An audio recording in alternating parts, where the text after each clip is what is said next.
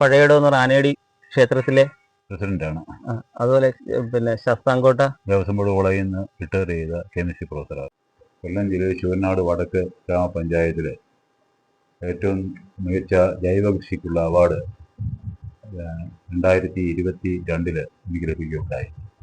അതോടൊപ്പം തന്നെ ശൂരനാട് കർഷക ഭൂമിയുടെ ഏറ്റവും മികച്ച കർഷകനുള്ള അവാർഡും എനിക്ക് കിട്ടുകയുണ്ടായി. ഞാൻ വർഷങ്ങളായിട്ട് ജൈവ കൃഷി ചെയ്യുന്ന ഒരു കർഷകനാണ്. ഇതിന് വരുന്ന പ്രധാന രോഗം എന്ന് പറയുന്നത് തണ്ടുതരവും പുഴു കയറി കഴിഞ്ഞാൽ മണ്ടയങ്ങ് പോയി അഴുകി പോകും. മനകഴകെന്ന് പറയും പണ്ട് തൊട്ട് നമ്മുടെ നാട്ടിലെ കൃഷി ചെയ്യുന്ന ഒരു ഇനമാണ്. അന്യം നിന്ന് പോയ ഒരു നാട്ടിൽ നിന്നും കാണാറില്ല ഇത്. വളരെ കുറച്ച് മാത്രം കൃഷി. കേരള കാർഷിക സർവകലാശാലയുടെ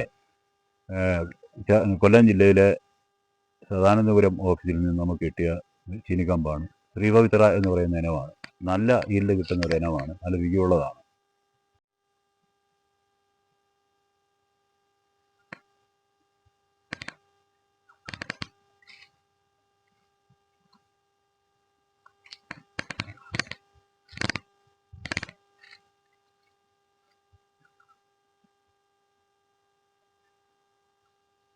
ഇത് പണ്ട് തൊട്ട് നമ്മുടെ നാട്ടിൽ കൃഷി ചെയ്യുന്ന നനകിഴങ്ങാണ്. ഇതിൻ്റെ കൃഷി എന്ന് പറഞ്ഞു കഴിഞ്ഞാൽ തളം വെട്ടി ഡോളമൈറ്റ് ആദ്യം ഇടും.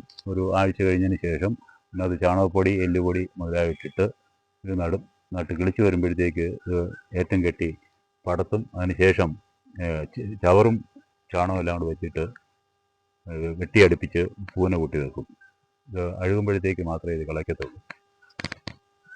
ഇതിങ്ങനെ പടർന്ന് കയറുന്ന ഒരു സ്വഭാവമാണ് ഇതിന്റെ.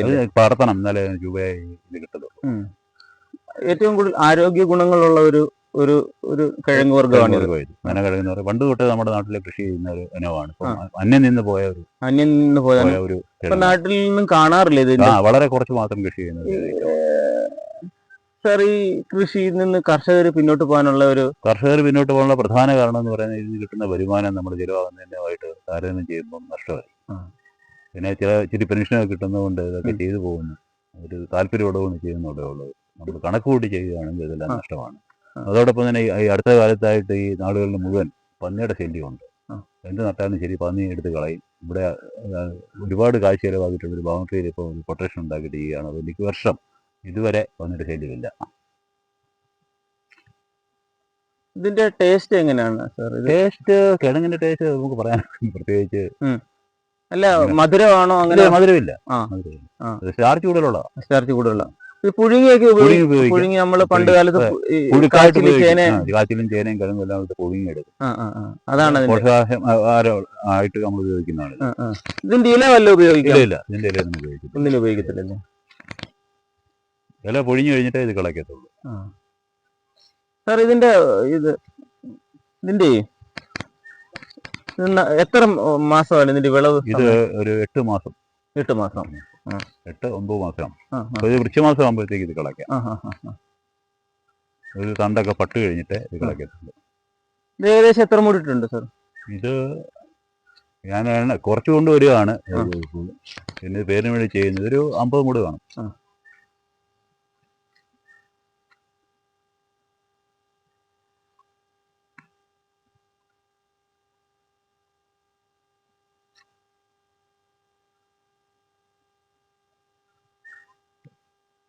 സാർ, ഇത് പാലാക്കാച്ചിൽ എന്ന് പറയുന്ന ഇനമാണിത്. പാലാക്കാച്ചിൽ എന്ന് പറയാൻ നല്ല ഉരുള് വരും. ഇതും കിഴങ്ങ് കൃഷി ചെയ്യുന്ന പോലെ തന്നെയാണ് ഇതിന്റെ കൃഷി രീതികൾ. ചാണകം, എല്ലുപൊടി എല്ലാം കൂടാണ് ഇതിന് പ്രധാനപ്പെട്ട വളം. ഇതിങ്ങനെ പടത്തുന്നതെന്ന് പറഞ്ഞു കഴിഞ്ഞാൽ സൂര്യപ്രകാശം ഏറ്റവും കൂടുതൽ കിട്ടി ഫോട്ടോസിന്തസിസ് മുഖാന്തരം കൂടുതൽ സംഭരിപ്പിക്കാൻ നോക്കും. അതോടൊപ്പം തന്നെ ഇതിനകത്ത് വള്ളിയിൽ, ഈ പടത്തുന്ന വള്ളിയിൽ കിഴക്ക ഉണ്ടാകും. അത് അടുത്ത പ്രാവശ്യം അത് കൃഷി ചെയ്യാൻ വേണ്ടി കാച്ചിലല്ല യഥാർത്ഥം നടുന്നത് കിഴക്കയാണ്. ചെറിയ കിഴക്ക നട്ട് കഴിഞ്ഞാൽ നല്ല രീതിയിൽ ഉണ്ടാകും. ഇതിന്റെ വളപ്രയോഗം നേരത്തെ ഇത് കിഴങ്ങിന് ചെയ്യുന്ന പോലെ തന്നെ 2 പ്രാവശ്യം ഇതിന് കെട്ടിയടുപ്പിക്കേണ്ടി വരും. മണ്ണ് പച്ചിലയൊക്കെ വെച്ചിട്ട് ചാണകം, എല്ലുപൊടി, രാസവളം സാധനങ്ങൾ ഉപയോഗിക്കാറുണ്ട്. ഈ കാച്ചിൽ നടുന്നതിന് വേണ്ടി കാച്ചിൽ മുൻപേ എടുത്തു വെക്കുവോ? പഴയ കിഴക്കെ എടുത്ത് വെച്ചിരിക്കും. അതങ്ങ് നേരിട്ട് നടുക? നേരിട്ടങ്ങ് നടുകയാണ്. അല്ലെങ്കിൽ കാച്ചിൽ പൂളി വെട്ടും. പൂളി വെട്ടിട്ട് വന്നറിയും ചെയ്യും. കണ്ടിന്യൂ ചെയ്യാം. പൂള് വെച്ച് നടുന്ന സമയത്ത് ആ പൂളിയ ഭാഗം മണ്ണിന്റെ ഏത് ഭാഗത്ത് വെക്കും? പൂളിയ ഭാഗം അങ്ങനെയില്ല, അതിനൊരു ഷേപ്പ് ഉണ്ട്. ആ ഷേപ്പില് രണ്ട് സൈഡിൽ ചിലവും വരും. അപ്പൊ മണ്ണിനടിയിൽ ഈ പൂളിയ ഭാഗം വരും. പൂളിയ ഭാഗം വരും. പിന്നെ മുളയുണ്ട്, ഒരു കണ്ണ് പോലെ കാണും. ആ കണ്ണ് മേപ്പോട്ട് വരത്തൊക്കെ. അപ്പൊ അതിന് പിന്നെ എല്ലുപൊടിയും കാര്യങ്ങളും, എല്ലുപൊടി, ചാണകപ്പൊടി, പിണ്ണാക്ക്, ഡോളമേറ്റ് ആദ്യം ഇട്ടിട്ട് ഈ തളം വെട്ടി ഡോളമേറ്റ് ഇട്ടിട്ടാണ് ചെയ്യുന്നത്. സാറിന് ഇവിടെ 4-5 മൂടുണ്ടല്ലേ? 4-5 അപ്പുറം കിടപ്പുണ്ട്. അപ്പുറം ഉണ്ട്. അപ്പുറം ഉണ്ടല്ലേ? അതെ. ഇത് ചേമ്പാണ്. ചേമ്പ് സാധാരണ ഞാൻ നടുന്നത് തട മുറിച്ചിട്ടാണ് വിത്ത് എടുക്കുന്നത്. സാധാരണ വിത്ത് നടാറില്ല, തട മുറിച്ചിട്ട് നേരത്തെ കാച്ചിലും ഈ കിഴങ്ങൊക്കെ നടുന്ന രീതിയിൽ തന്നെയാണ് ഇതിനെ നടുന്നത്. ഇത് സൂര്യപ്രകാശം കിട്ടുന്നത് നല്ലതാണ്. കാരണം ഫോട്ടോസിന്തസിസ് നടക്കാൻ സൂര്യപ്രകാശത്തിലും വേണം, കാർബൺ ഡൈ ഓക്സൈഡ് വലിച്ചെടുക്കുകയും ചെയ്യും. അപ്പം കൂടുതൽ ഇത് സിന്തസൈസ് ചെയ്തിട്ട് ഇതിൻ്റെ ചേമ്പ് കൂടുതലായിട്ട് വരാനൊക്കും. പിന്നെ 2-3 പ്രാവശ്യം ഇതിനെ മണ്ണ് കൂട്ടി കൊടുക്കണം അതിൻ്റെ വിത്ത് ഇറങ്ങാൻ. അപ്പോൾ ഇതും അതുപോലെ തന്നെ വേണ്ട വൃക്ഷമാസം ആകുമ്പോഴത്തേക്ക് ഇത് തളയൊക്കെ പട്ടു പോകുമ്പോഴേ കളയ്ക്കത്തും. 1 വർഷമാണോ? 1 വർഷമില്ല, 7-8 മാസം. 8 മാസം കൊണ്ട് കൂടുതൽ വിത്ത് ഉണ്ടാവാൻ വേണ്ടി എന്തെങ്കിലും ഉണ്ടാവാൻ വേണ്ടി കൂടുതൽ മണ്ണ് കൂട്ടി കൊടുക്കുക. വളം സ്വല്പ രാസവളം ചിലപ്പം ചെയ്യുന്നതായിരിക്കും, സാധാരണ ചെയ്യാറില്ല. മറ്റ് ഇത് ഏറ്റവും നല്ലത് ഇത് ഇതുകൊണ്ടല്ലോ നമ്മുടെ ഇല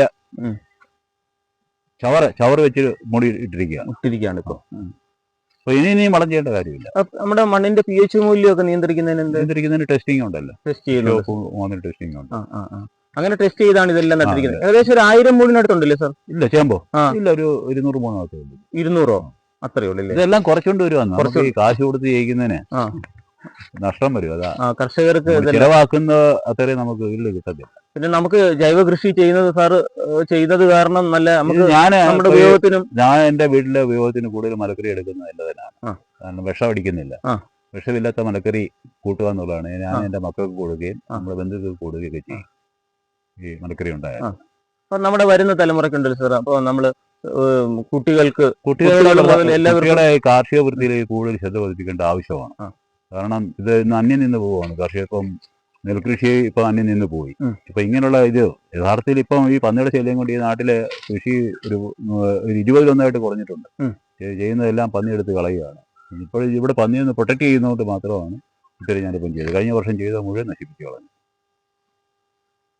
അപ്പൊ ഈ കർഷകരായാലും ആരായാലും കൂടുതൽ ജൈവ കൃഷിയിലേക്ക് മാറണം. നമുക്ക് ജനിതകപരമായ രോഗങ്ങളിൽ നിന്ന് കുറെ പ്രൊട്ടക്ട് ചെയ്യാൻ കഴിയും. കാരണം ഈ കൂടുതൽ ഇപ്പം രാസവളം നമ്മൾ കൂടുതൽ ചെയ്താൽ തന്നെ ഇപ്പൊ ഈ ഡോളമേറ്റ് ഇടുക എന്ന് പറയുന്നത് മണ്ണിന്റെ pH അഡ്ജസ്റ്റ് ചെയ്യാൻ വേണ്ടിയാണ്. നമ്മൾ കൂടുതൽ രാസവളം ചെയ്യുന്നതനുസരിച്ച് അസിഡിക് ആകുമ്പോഴത്തേക്ക് ഈ നമ്മൾ ഇട്ട് കൊടുക്കുന്ന വളം ഈ ചെടികൾ എടുക്കാൻ ഒരു തടസ്സം ഉണ്ടാകും. ഒരു പർട്ടിക്കുലർ pH ഉണ്ട്. ആ pHന് ഇടയ്ക്ക് വരുന്നത് മാത്രമേ വളം എടുക്കത്തുള്ളൂ. അതുകൊണ്ടാണ് നമ്മൾ എന്ത് കൃഷി ചെയ്താലും ശരി തന്നെ ആദ്യം കുമ്മായോ അല്ലോ ഡോളമേറ്റോ തടം ഇട്ട് ഒരാഴ്ച 10 ദിവസം കഴിഞ്ഞതിന് ശേഷം മാത്രമേ ബാക്കി കൃഷി ചെയ്യത്തുള്ളൂ. അപ്പോൾ അതതിൻ്റെ pH അസിഡിക്കിൽ നിന്ന് ബേസിക്കിലേക്ക് മാറ്റും. പിന്നെ നമ്മൾ വളം ചെയ്ത് കഴിഞ്ഞാൽ രാസവളം ചെയ്താൽ പോലും അത് എടുക്കണമെങ്കിൽ കറക്റ്റ് pH വേണം. അല്ല എത്ര വളം എൻ്റെ ജോലി ഇടുന്ന കാര്യമില്ല. pH കറക്റ്റ് അല്ല എങ്കിൽ ഈൽഡ് കിട്ടുന്നില്ല. സാർ ഈ pH സാധാരണ ഉള്ള ചെറിയ കൊച്ചു കർഷകർക്ക് ഈ pH-നെ കുറിച്ചും അതിനെക്കുറിച്ചും ഒക്കെ ഒരു ബോധവൽക്കരണം ഇപ്പൊ കാർഷിക മേഖലയിലുള്ളവർ കൊടുക്കുന്നുണ്ട്. പഞ്ചായത്തിൽ നിന്നും അതുപോലെ ഈ കേരള യൂണിവേഴ്സിറ്റിയുടെ കീഴിലുള്ള കൃഷി വിജ്ഞാന കേന്ദ്രങ്ങളുണ്ട്, KVK എന്ന് പറയും. ഇപ്പം കൊല്ലം ജില്ലയിലാണെങ്കിൽ സദാനന്ദപുരത്തുണ്ട്. അവർ കൂടെ ഇങ്ങനെ ക്ലാസ്സുകൾ നടത്തിയിട്ട് കർഷകരെ ബോധവൽക്കരിക്കുന്നുണ്ട് എങ്ങനെയാണ് ചെയ്യേണ്ടത് എന്നുള്ളത്. അപ്പൊ കൂടുതൽ മികച്ച വളവും പുതിയ വിത്തനങ്ങളും അവർ തരുന്നു. പുതിയ ഈ കിഴങ്ങായാലും ശരി തന്നെ ഈ ട്യൂബർ റിസർച്ച് സെന്റർ ഉണ്ട് ട്രിവാൻഡ്രത്ത്. അവിടെ ഒരു ഗവേഷണം നടത്തിയിട്ട് ഈൽഡ് കൂടുതൽ കിട്ടുന്നു, ഗുണപ്രദമായ കൂടുതൽ സാധനങ്ങൾ ഇറക്കുന്നുണ്ട്.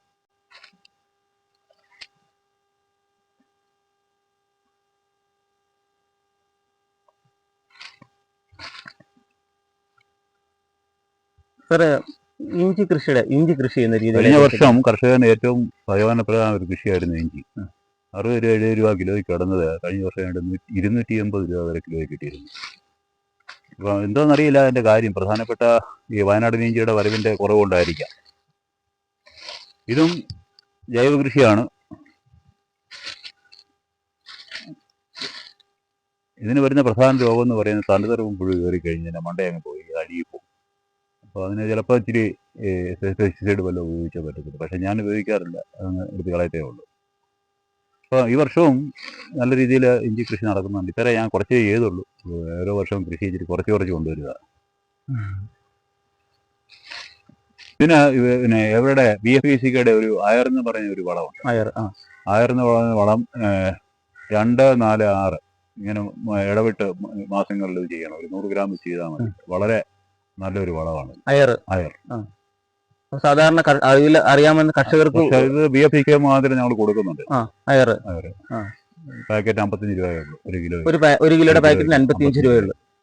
അയറിട്ട വാഴയാണ് ഇതില്ലേ? അയറിട്ട നാടൻ വാഴയാണ്. നാടനും ഉണ്ട്, ബ്ലോക്കിൽ നിന്ന് കിട്ടിയ വിത്തും വെച്ചിട്ടുണ്ട്. ഇനി ഇതിനെയും വെട്ടിയെടുപ്പിച്ചിട്ടില്ല. ഇനിയിപ്പം പണിയൊന്നുമില്ല. അതുകൊണ്ട് ആ 2 എണ്ണം കുടവാ. സാറേ ഇത് പരസ്പരമേ ഇങ്ങനെ കെട്ടിക്കഴിഞ്ഞാൽ അറിയത്തില്ലെന്ന് പറഞ്ഞേക്കാം കയറ്. അത് ചുമ്മാ പറയുന്നത്. നല്ല കാറ്റ് വന്നു കഴിഞ്ഞാൽ എല്ലാം പോകും, ഒന്നിച്ചു പോകും. അത് ഒന്നിച്ചു പോയിക്കോളും. ഇതാകുമ്പോ അല്ല ഒന്നിന് പോകത്തുള്ളൂ. അത് മൊത്തത്തിൽ മറിയാനിടയാവില്ല. അങ്ങനെ ചെയ്യരുത്. വേണ്ട, അത് കുടവാ. അതുകൊണ്ട് അത് കുടം വരുന്നു. വേണ്ട, അതും പടിഞ്ഞാട്ടേതും കുടവാ.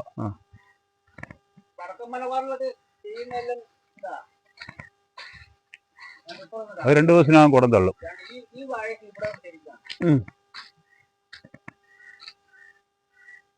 മഞ്ചേരിക്കുള്ളം വെക്കുന്നുണ്ട് ഞാൻ 15 എണ്ണം. ഒരാൾ വിത്ത് തരാന്ന് പറഞ്ഞിട്ടുണ്ട്. മഞ്ചേരിക്കുള്ളനാകുമ്പോൾ തൂക്കം കൂടുതൽ കിട്ടൂല്ലേ? തൂക്കം, പക്ഷേ വില കുറവാ. ഈ വില കിട്ടത്തില്ല അതിന്. നാടൻ്റെ അത്രയും വിലയില്ലേ? മഞ്ചേരിക്കുള്ളന് അതുപോലെ കിൻഡില് വാഴ, സ്വർണ്ണമുഖി, ഇതിനെല്ലാം വില കുറവാണ്. നമ്മൾ ഈ വാഴക്ക് നമ്മൾ ഒരുപോലെ വാഴ കുറയ്ക്കാൻ വേണ്ടി നമ്മൾ വളം ചെയ്യും. എന്നിട്ട് ഇത് ചെറിയ വാഴയായിരുന്നു. എന്നിട്ട് ഇതിന് വളം ചെയ്തപ്പോൾ ഇതൊക്കെ താങ്ങാനൊക്കാതെ ഇല ഇത് ദുസ്തരം വന്നു കഴിഞ്ഞപ്പോൾ പോള വിട്ടുമാറി കൊടുത്തു. അല്ലാതെ ഇത് രോഗമല്ല. പിഴിയിൽ വരാം, വണ്ട് കയറാം. ഇതിനത്തെ അപ്പം ഈ പോള ഇങ്ങനെ വിടുന്ന ഭാഗത്തൂടെ ഫംഗസോ ഇതില് ഈ മണ്ടയ്ക്കുള്ള വളർച്ച നിന്നിട്ട് ഇതിലെ വിത്തി ചാടും. ഈ കിളിപ്പ് ഇവിടെ ചാടും. അതിങ്ങനെയല്ല, അവിടെ ഒരു വാഴ പോയി കിളിച്ചിരിക്കുന്നു. അങ്ങനെ ഉണ്ട്. എന്നിട്ട് ഇയാടെ മുകളിലുള്ള ശക്തി കുറഞ്ഞിട്ട് ഇതിലേക്ക് നിങ്ങൾക്ക് ചാടും. അപ്പൊ സാർ ഇത് വരാതിരിക്കാൻ വളപ്രയോഗം കൺട്രോൾ ചെയ്താൽ മതി. വാഴയുടെ വളർച്ച അനുസരിച്ചുള്ള വളം ഇട്ട് കൊടുക്കാം. പെട്ടെന്ന് വരാൻ വേണ്ടി കൂടുതൽ വളം ഇട്ട് കൊടുത്താൽ ഈ കാര്യമില്ല. ഗുണത്തിൽ വരാൻ ദോഷം ചെയ്യും. എന്നിട്ട് ഈ കാലാവസ്ഥ നമ്മൾ നോക്കണം. കാലാവസ്ഥ നമുക്ക് അനുകൂലം അല്ലെങ്കിൽ വളം ചെയ്താലും എടുക്കത്തില്ല. മഴ കൂടിയാലും കുഴപ്പം, മഴ കുറഞ്ഞാലും കുഴപ്പം. അങ്ങനെയാണ് ഇതിന്റെ പഴയ കാലമല്ല ഇപ്പോഴും. കാലാവസ്ഥ മാറ്റമുണ്ട്. ചീവക്കിഴങ്ങ് ഇത് നമ്മൾ നട്ട് കഴിഞ്ഞിട്ട് വളമിട്ട് മുകളിലോട്ട് വന്ന് ഇനിയിപ്പോ താഴോട്ട് കിളിച്ച് മണ്ണിട്ട് കൊടുത്താൽ മതി. മുട്ടിന് വേരിറങ്ങി അടുത്ത കായായിട്ട് വന്നോളൂ. അതേ ഒരു സംഭവം. അല്ല ഇത് എത്ര നാളായതാ ചേട്ടാ? ഇത് 2 മാസം. 2.5 മാസം. അത് ഈ മഴ ആയതുകൊണ്ടാണ് ഈ ചെറുതായിട്ട് വളം ചാണകം, എല്ലുപൊടി, ജൈവവളം. ഇപ്പൊ എല്ലായിടും ഇല്ല ഈ കൃഷി. നമ്മളിപ്പോ കുറച്ച് ആൾക്കാർ ഇതിങ്ങനെ നട്ടിട്ട് പിന്നെ മണ്ണിട്ട് താണ്ടി കൊടുക്കണം. പടരും. ഈ തണ്ട് പടന്നു വരുന്ന പറഞ്ഞാൽ അവിടെ മണ്ണിട്ട് കൊടുത്തു കഴിഞ്ഞാൽ അവിടെ വേറെ ഇറങ്ങിയിട്ട് അവിടെ കായുണ്ടോ? അങ്ങനെ ഇതിന്റെ വിളവെടുക്കുന്ന നമ്മൾ നോക്കിയില്ല. ഇത് ആദ്യമായിട്ട് ചെയ്യുകയാണ്. ഏകദേശം 6 മാസം ഉദ്ദേശം കാണും. അത് പടന്നു തുടങ്ങി. ഇത് പടന്നു തുടങ്ങി.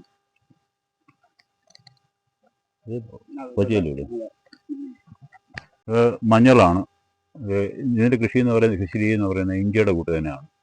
ഏറ്റവും ആയുർവേദത്തിൽ ഏറ്റവും കൂടുതൽ ഉപയോഗിക്കുന്ന ഒരു സാധനമാണ് ഇത്. കുക്കുമിൻ ഇതിൽ കിട്ടുന്നതാണ്. പക്ഷേ ഈ കർഷകർ ഈ കൃഷിയിൽ നിന്ന് പിന്നോട്ട് പോകുന്നതിന് പ്രധാന കാരണം ഇതിന് വില കിട്ടുന്നില്ല. കിലോയ്ക്ക് 15 രൂപ 20 രൂപയ്ക്ക് നമ്മൾ കൊടുക്കേണ്ടി വരും. മുടക്കുമുതലിൻ്റെ 4 പോലും നമുക്ക് കിട്ടാത്തതുകൊണ്ട് പലരും ഇതിന് വില കാണും. ഞാൻ പിന്നെ ചെയ്തേക്കുന്നത് നമ്മുടെ സ്വന്തം ഉപയോഗത്തിന്. ഞാൻ സ്വന്തം മഞ്ഞപ്പൊടിയാണ് ഉപയോഗിക്കുന്നത്. അതിനുവേണ്ടിയാണ് ഇപ്പോൾ ഇത്രയും നട്ടേക്കുന്നത്. മഞ്ഞൾ കൃഷിയിൽ നിന്നും കർഷകർ പുറകോട്ട് പോകുന്നു. ഇത് വിലയില്ല. കിലോയ്ക്ക് 15 രൂപ 20 രൂപയൊക്കെയാണ് മാറ്റാൻ കിട്ടുന്നത്. അതിന്റെ കാരണം ഈ പുറത്തുനിന്ന് വരുന്നതാണോ സാർ? പുറത്തുനിന്ന് വരുന്നത് അല്ല. എന്തോ അതിന്റെ പ്രധാന കാരണം നമുക്ക് അറിയുന്നില്ല. ചില സമയത്ത് 30 രൂപ കിട്ടും. മിക്കവാറും 15 രൂപയ്ക്കായി വിപണിയിലെ കച്ചവടം നടക്കുന്നത്. അതാണ് മഞ്ഞൾ കർഷകർ മഞ്ഞൾ കൃഷി ചെയ്തുകൊണ്ട് പ്രയോജനമില്ലെന്ന്. വലിയ പ്രയോജനം ഇപ്പൊ ഇവിടെ ഇല്ല. കേരള കാർഷിക സർവകലാശാലയുടെ കൊല്ലം ജില്ലയിലെ സദാനന്ദപുരം ഓഫീസിൽ നിന്ന് നമുക്ക് കിട്ടിയ ചീനിക്കമ്പാണ്. ശ്രീപവിത്ര എന്ന് പറയുന്ന ഇനമാണ്. നല്ല ഈൽഡ് കിട്ടുന്ന ഒരു ഇനമാണ്, നല്ല വിജയമുള്ളതാണ്. അപ്പോൾ ഇവിടെ പ്രധാനപ്പെട്ട ഇതിന് ശല്യം എന്ന് പറയുന്നത് എലിയുടെയാണ്. ഇക്കൊല്ലം നമ്മൾ സൂക്ഷിച്ചുകൊണ്ട് വലിയ കുഴപ്പമില്ലാതെ കുറേ നമുക്ക് കിട്ടുന്നുണ്ട്. ഇത് അടുത്ത കൊല്ലം ഈ കൃഷി കുറച്ചുകൂടെ വിപുലമാക്കണമെന്ന് വിചാരിക്കുന്നുണ്ട്. ചേട്ടന്റെ പേരെന്താ? രാമേന്ദ്രൻ. ചേട്ടനാണ് സാറിന്റെ കൃഷിയുടെ? ഈ ചീനി എപ്പോ പറിക്കും? ചീനി എന്ന് പറയുന്ന നാട്ടുകാരിലെ കപ്പ എന്ന് പറയുന്നുണ്ട്. അത് തന്നെ. കപ്പ വിളഞ്ഞ് ഇപ്പൊ പിഴ സമയമായി. ഇപ്പൊ വെളിയിൽ നിന്നൊക്കെ കപ്പ വരുന്നുണ്ട്. അതുകൊണ്ട് നമ്മുടെ ഈ ഇത്രയും ജോലി ആയതുകൊണ്ട് നമുക്ക് വില കിട്ടുന്നില്ല കറക്റ്റായിട്ട്. അതുകൊണ്ട് അടുത്ത കടകളിലാണ് പിഴുത് വിൽക്കാന്നുള്ളത് കണക്കൂട്ടും. കപ്പ ഇത് ചീനിക്ക് ഏറ്റവും നല്ല വളം ഏതാണ്? ജൈവവളമാണ്. ചാണകപ്പൊടി ജൈവവളം ഏറ്റവും ബെസ്റ്റ്. ഒരു വർഷം എല്ലുപൊടി സറാമല്ലേ ഒരു വർഷം വേണോ? ഇല്ലേ, ഒരു വർഷം വേണ്ട. 6 മാസം ഉള്ളതുണ്ട്. 6 മാസം വെള്ളമുള്ളതുകൊണ്ട്. അത് അന്നേരം മഴ കൂടരുത്. ഇതിപ്പോ അന്നേരം പറിക്കാറായോ? പറിക്കാറായിരിക്കാം. നമസ്കാരം സാർ. നമസ്കാരം. അപ്പൊ ഞാൻ ചന്ദ്രകുമാർ സാറിന്റെ വാഴത്തോട്ടത്തിലാണ്. നമ്മൾ വാഴത്തോട്ടത്തിന്റെ കാഴ്ച കണ്ടു. പിന്നെ എന്തൊക്കെയാണ് സാർ? പിന്നെ ചേമ്പ്, ചേന, മഞ്ഞള്, കാച്ചില്, കിഴങ്ങ് എല്ലാം കണ്ടു. അപ്പം സാറിന്റെ വിലയേറിയ അറിവുകൾ നമ്മുടെ കർഷകർക്ക് വേണ്ടി ഇല്ലേ?